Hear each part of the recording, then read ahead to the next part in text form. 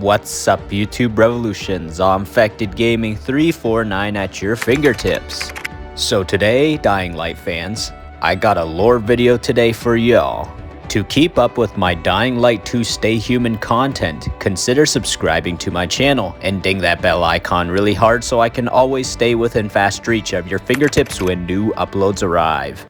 Okay, so before we get into what the GRE could possibly be up to in the current timeline in Dying Light 2, let's go into the origins of what the GRE are all about.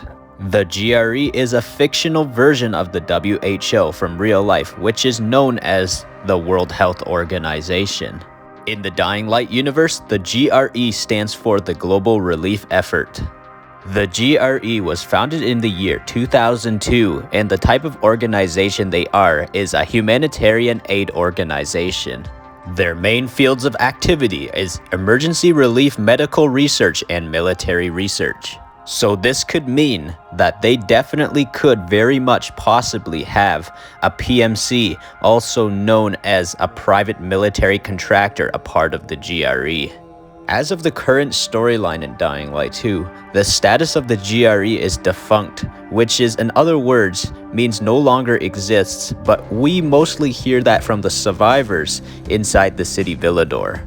This very much could just be a rumor that has spread around Villedor, since Villedor was believed to be the last bastion of humanity and last remaining city to be thriving on Earth, but that's very much hard to believe.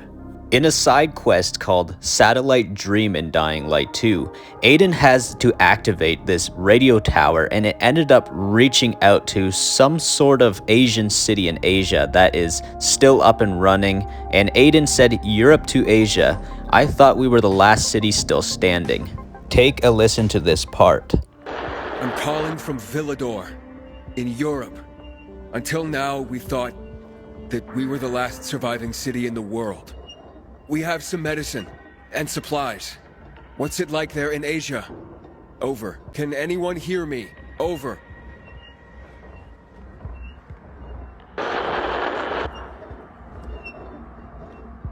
Can anybody hear us?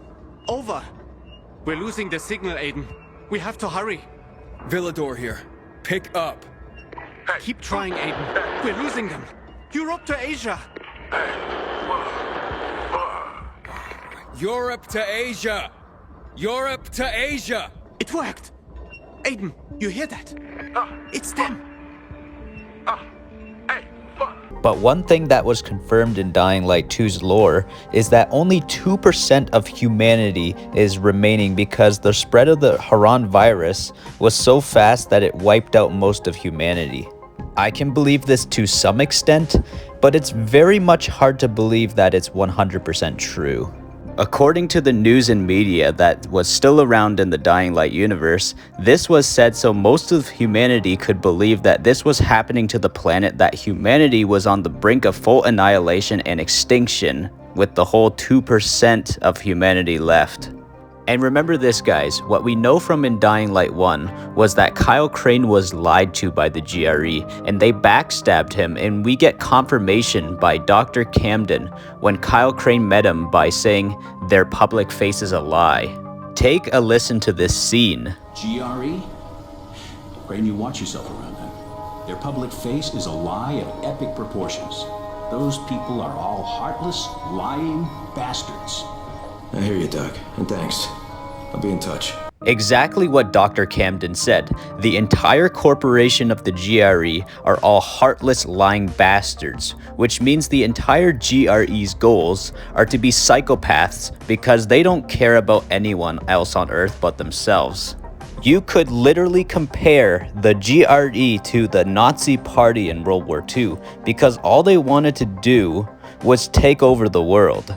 Yes, Nazi Germany was allied with Imperial Japan and Italy, but in the end, if they all had won World War II, Nazi Germany in the end would have betrayed their allies to make sure there was no more competition left on Earth with only the Nazi Party remaining. This is most likely why the GRE kept their labs open for experiments after the whole Haran incident was over with, and everything seemed just fine after. Take a listen to this part from the Dying Light 2 intro. Despite a promise to shutter its labs, the GRE continued its research in secrecy for military purposes. It didn't take long for a variant of THV to escape into the world once more. The fall happened more rapidly than anyone could have predicted.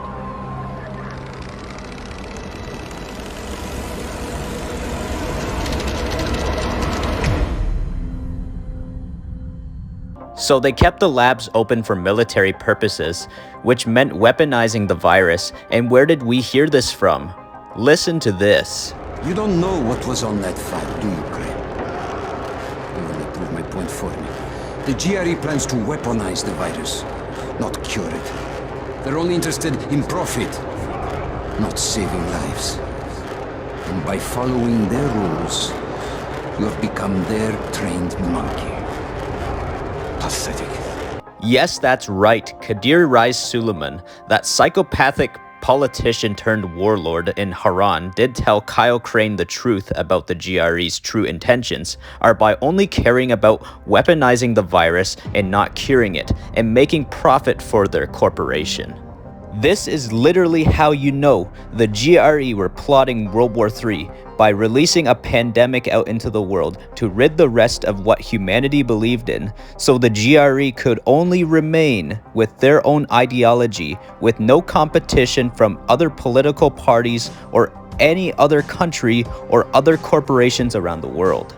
Remember in Dying Light 2 around the end of the main story when Aiden and Lawan went to find Dr. Vincent Waltz at the secret facility known as X13 for where all the rich folk and higher class citizens would take shelter from the apocalypse with tons of rations and food stored there for many years to come, but Lawan said the virus spread faster than them. There's probably many other places around the world like X13, like secret hidden cities that the GRE kept top secret and classified from a lot of people around the world, but only people who were loyal to the GRE's true beliefs could live there and thrive a normal life like before the apocalypse. There's an example I can bring up from a universe that I hold near and dear to my heart, and that's The Walking Dead's universe. There's this huge corporation called the CRM in The Walking Dead's universe, and they got tons of cities left around the world that is untouched by the apocalypse, and they got helicopters and tons of military tech to keep them running as a PMC to protect themselves from the apocalypse. This is the corporation that took the main lead character Rick Grimes away in Season 9 on a helicopter after Rick was injured really badly. What we know about the CRM is that they are almost, I think, 200,000 strong, especially in a world that has gone to crap. That's pretty impressive. So the GRE could very much possibly be in a similar situation to the CRM from The Walking Dead's universe.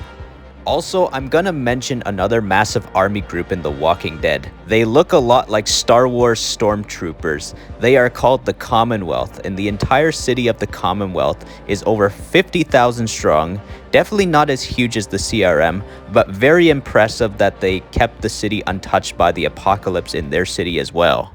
And I believe the Commonwealth could very much be working with the CRM.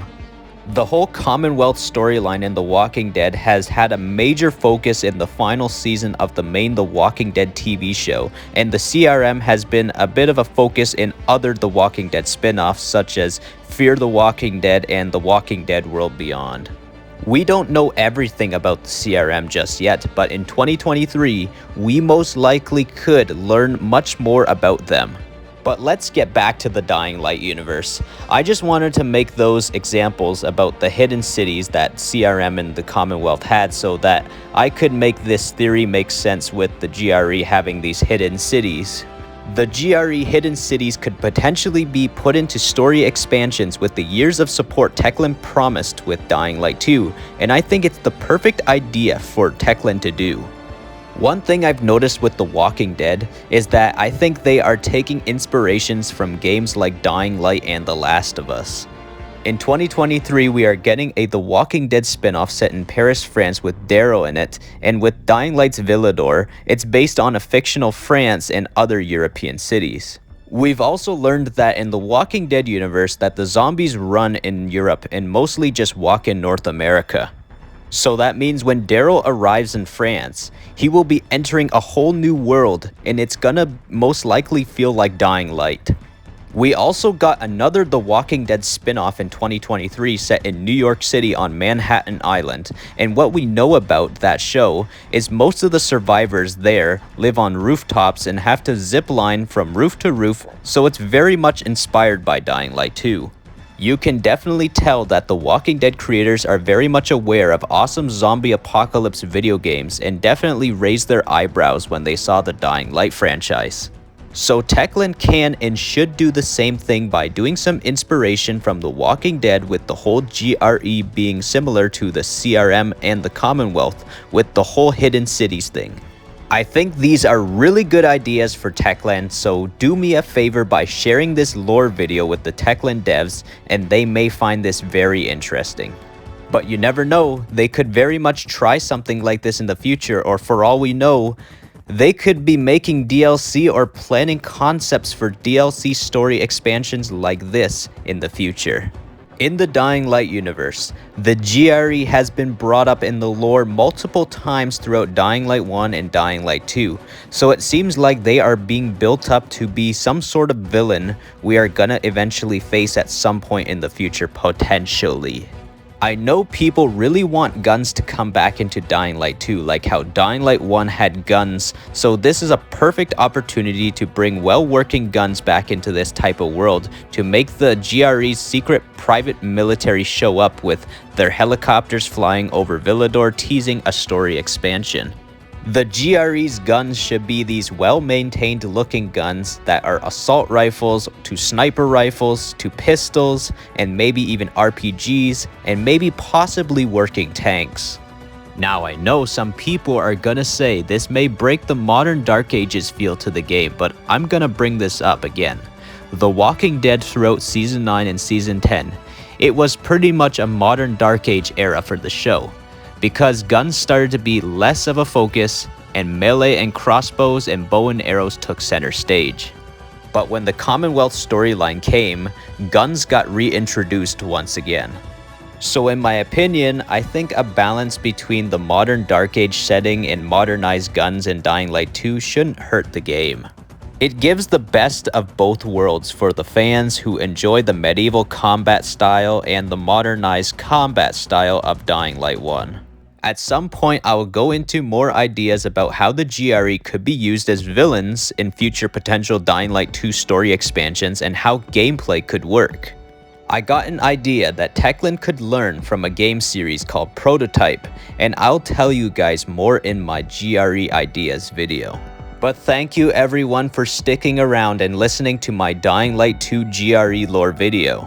Make sure you hit that like button as it helps me make more awesome Dying Light 2 content like this, and consider subscribing to the channel for more awesome Dying Light 2 content and other awesome open world video games, and ding that bell icon really hard so I can always stay within fast reach of your fingertips when new uploads arrive. ZombfectedGaming 349 over and out.